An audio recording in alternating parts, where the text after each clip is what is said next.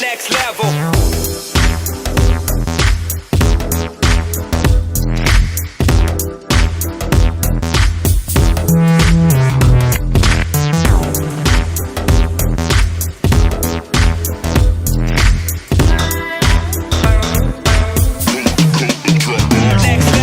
What is up, guys? Tech here, back again for another video. So I hope you guys enjoyed shopping for Amazon Prime Day from last week. And I was scrolling through Amazon and I finally found the Moto G6. And this is one of the Amazon Prime exclusive phones, and it actually launched during Prime Day. So enough chit chat and let's check this phone out.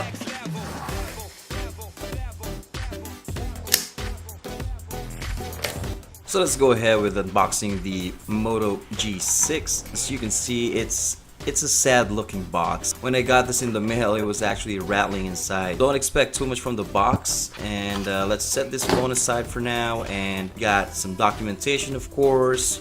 You got your SIM tool, and last but not least, you got your power brick right there. Apparently this one is 3 amps, so it should charge fairly quickly. And you have your USB Type-C connector, which is, I believe it's awesome for the price point.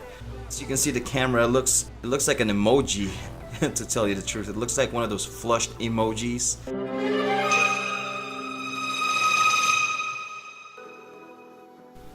So let's go ahead and turn this guy on and do an initial boot time, see how long it boots up.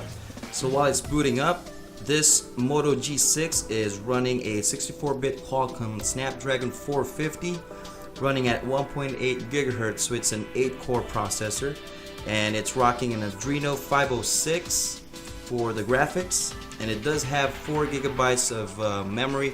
So this particular model, the 64 gigabyte version, is running on 4 gigs of RAM. So game wise, I'm gonna show you later on how good it performs. So the dual lens is backed by a 12 megapixel and a 5 megapixel camera at f2.2 aperture all the way down to 1.8 aperture, and it shoots full 1080p at 60 frames per second, so you can actually do slow-mo on this device.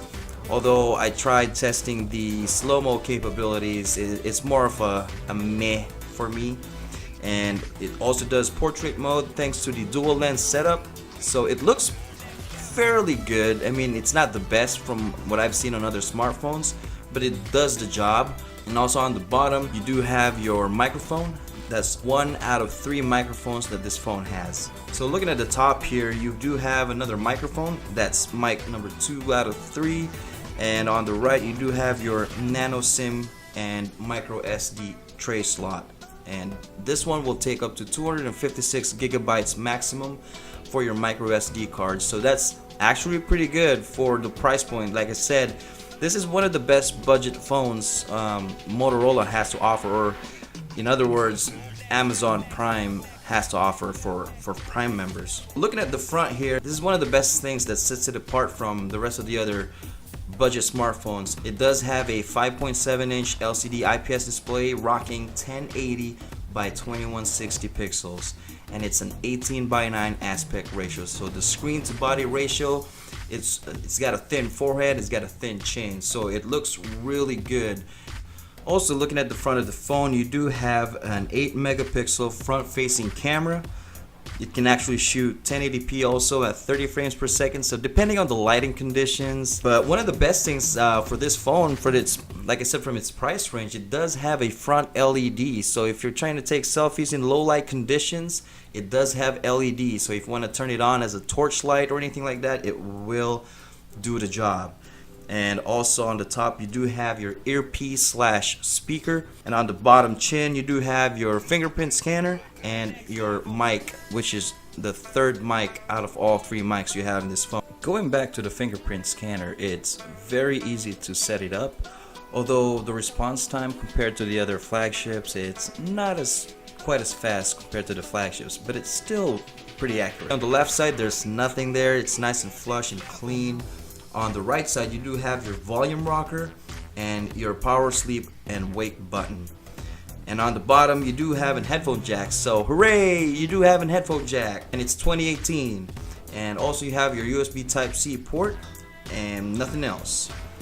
And let's talk about gaming, guys. So I did download PUBG Mobile on this phone, just do a little stress test for the GPU. Surprisingly, it ain't that all bad. I mean, the occasional stuttering or jittering, but through and through, I've been playing PUBG, as you can see here, and it's running pretty good. I mean, if you look at I actually made like 20 something kills on this one game. I was pretty surprised myself too. So for gaming, I mean, for PUBG Mobile, it may not be the bestest, but it's actually doable.